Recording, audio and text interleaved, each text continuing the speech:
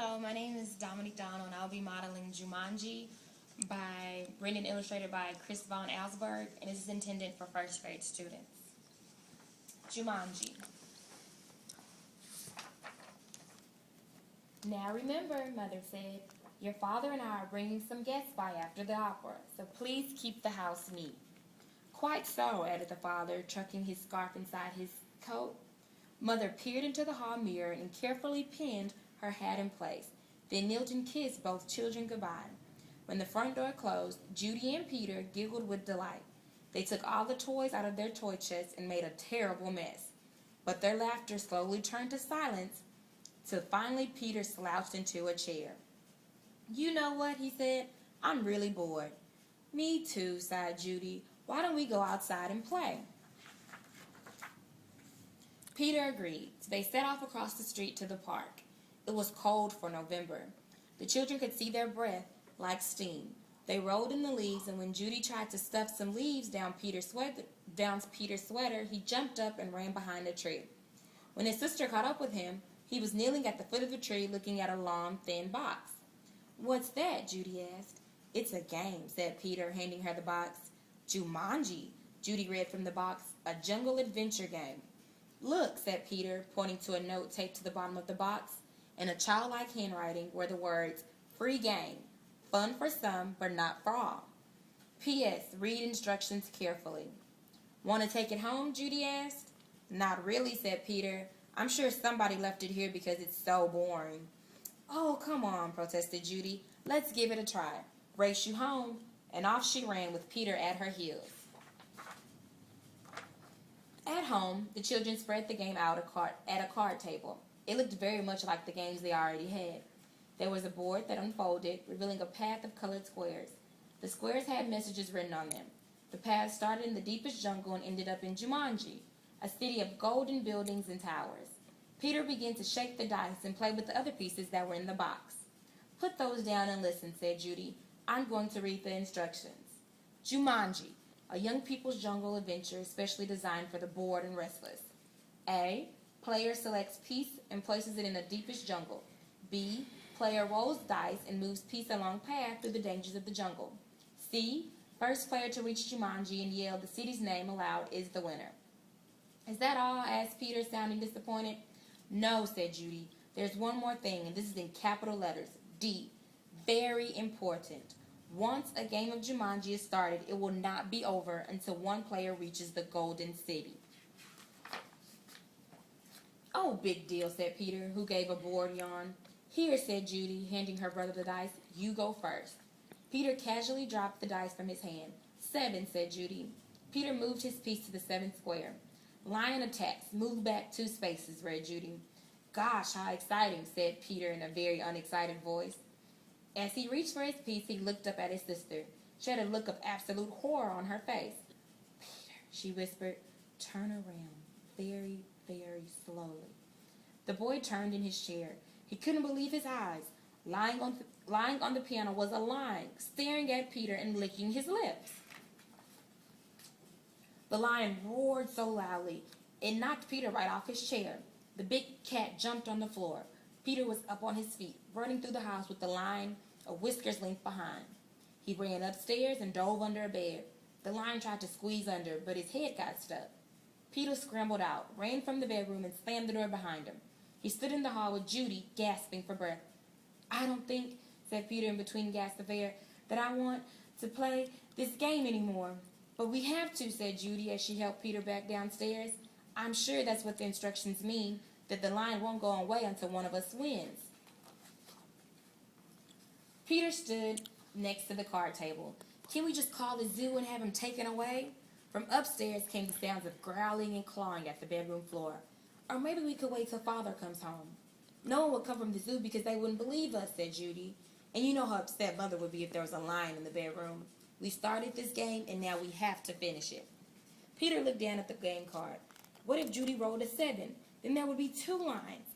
For an instant, Peter thought he was going to cry. Then he sat firmly in his chair and said, let's play. Judy picked up the dice, rolled an 8, and moved her piece. Monkey steal food, miss 1 turn, she read. From the kitchen came the sounds of banging pots and falling jars. The children ran in to see a dozen monkeys tearing down the room apart.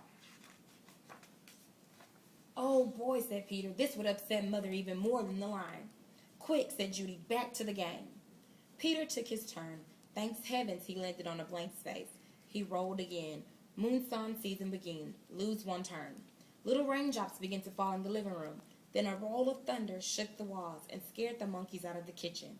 The rain began to fall in buckets as Judy took the dice. Guy gets lost, lose one turn. The rain suddenly stopped. The children turned to see a man hunched over a map.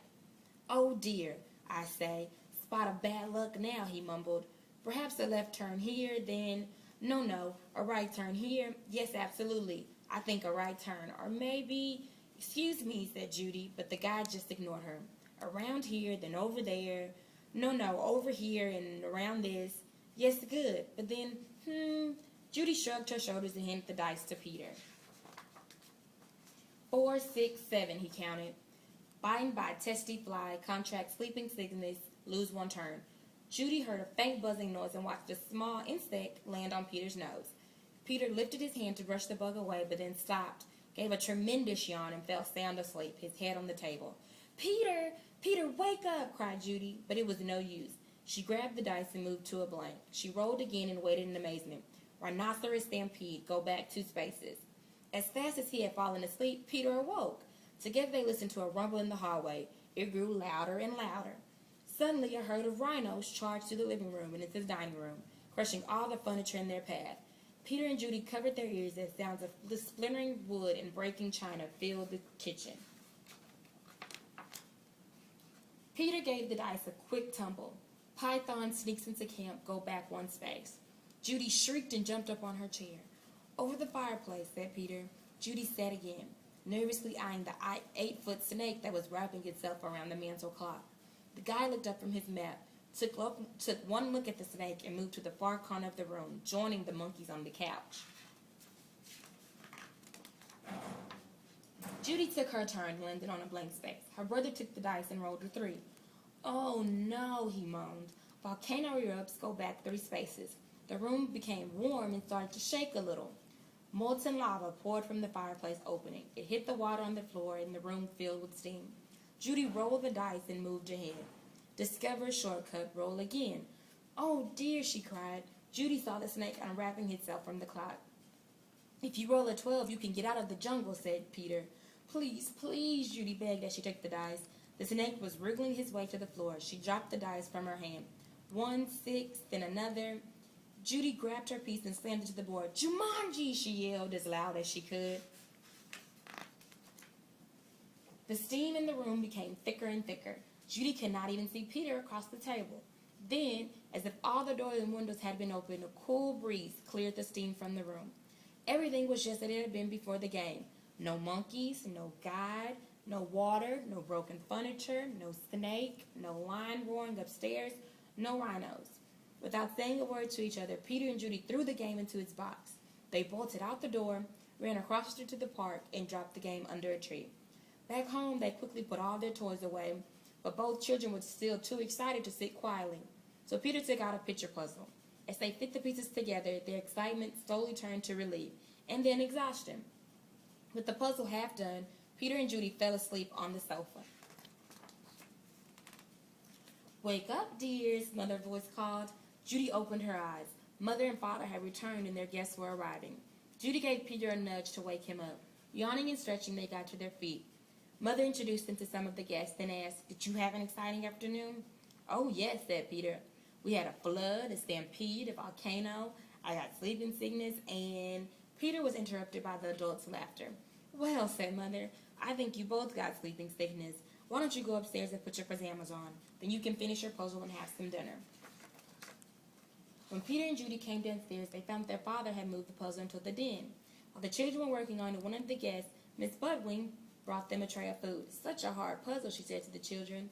Daniel and Walter were always starting puzzles and never finishing them. Daniel and Walter were Miss Budwing's sons. They never read instructions either. "Oh, well," said Miss Budwing, turning to rejoin the guests, "I guess they'll learn." Both children answered, "I hope so." But they weren't looking at Miss Budwing. They were looking out the window. 2 boys were running through the park. It was Danny and Walter Budwig, and Danny had a long